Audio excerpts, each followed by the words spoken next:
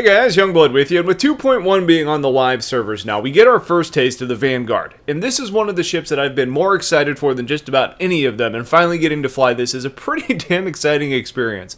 So let's talk through my first impressions on the ship, now that we've actually gotten to be able to take her out for the first spin.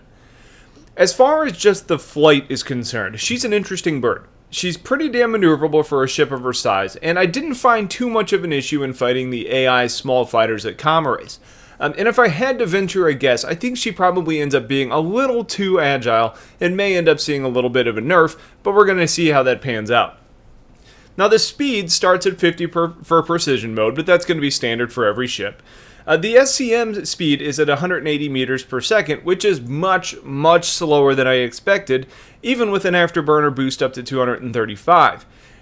When we see the size of engines on this ship and kind of the weight, I would have expected it to go significantly faster. Now it does have one redeeming factor though, and that's the Vanguard speed in cruise mode currently gets you up to 1,565 meters per second, which is very fast.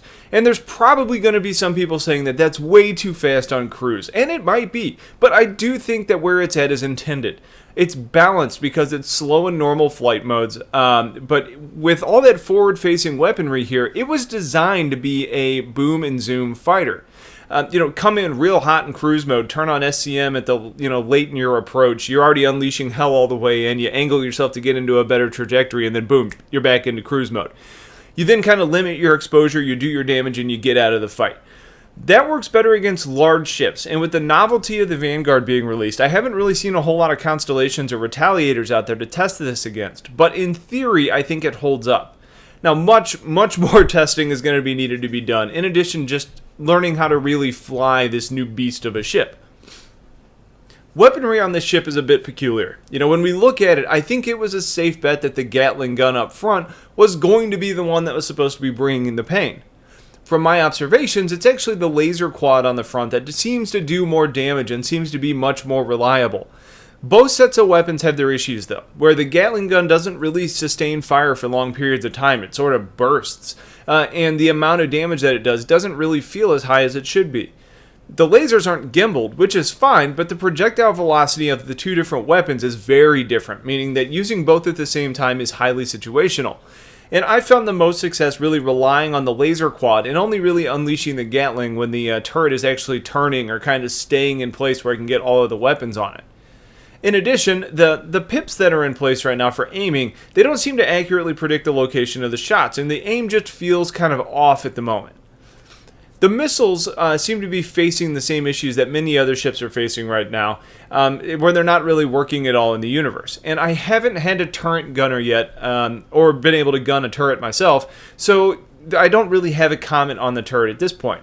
But I did fight another fully armed and crewed Vanguard that did actually have a turret, and they weren't able to kill me better than I could kill them. So turrets have kind of a hard time right now. They're hard to use at the moment. So that may not just be a Vanguard thing. That may just be a turret thing.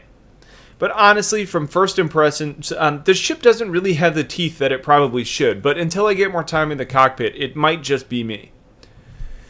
The ship isn't nearly as durable as you might expect from one that's been sold as having legendary durability with all these redundant systems built into place. And some of this is something that plagues all of ships right now, and that's when you're unable to tell that you're taking shots, until your shields are really going down. It's a really good way to die very quickly.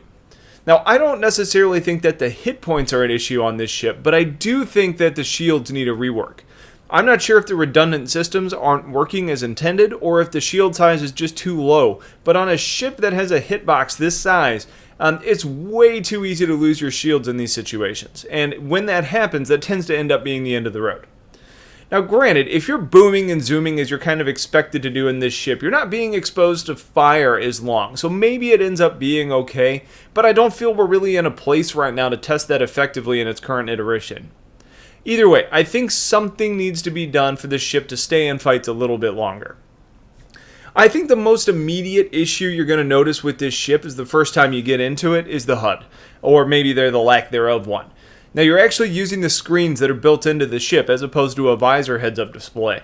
And this means that you've got good visibility on them. You can see all of them. They're all right in front of you, which is great. But they are tiny. You know, if you look in the middle of the screen right there, tell me what guns are equipped. I bet you probably can't, because I can't either, and it's on my screen. Targeting ships, all of these panels are essentially useless right now. Ship status, picking different targets, turning off your power management, all that kind of stuff. You can't really see it to do anything. So I'm hoping that with Track IR implementation, I'll be able to kind of lean in and see it a little bit closer. But ultimately, something needs to be done in order to be able to display that information prominently enough for anybody, regardless if they're using some form of virtual reality or head tracking or anything like that. But for the most part, right now, you're flying without your panels. So the ship got put together amazingly fast, and it's actually a pretty neat ship. I know most of this has been kind of critical, but I think that's to be expected. We're supposed to test the ship and see where it stands. I think a lot of this is also going to end up being a learning curve and for myself in flying it and being as capable as possible. So if you have questions about the Vanguard, let me know, and I'll try and test them out for you. Otherwise, I appreciate you guys all watching. Hopefully you're excited about having the new ship in the game. I hope you have yourselves a wonderful day, and I'll catch you guys later. Take care.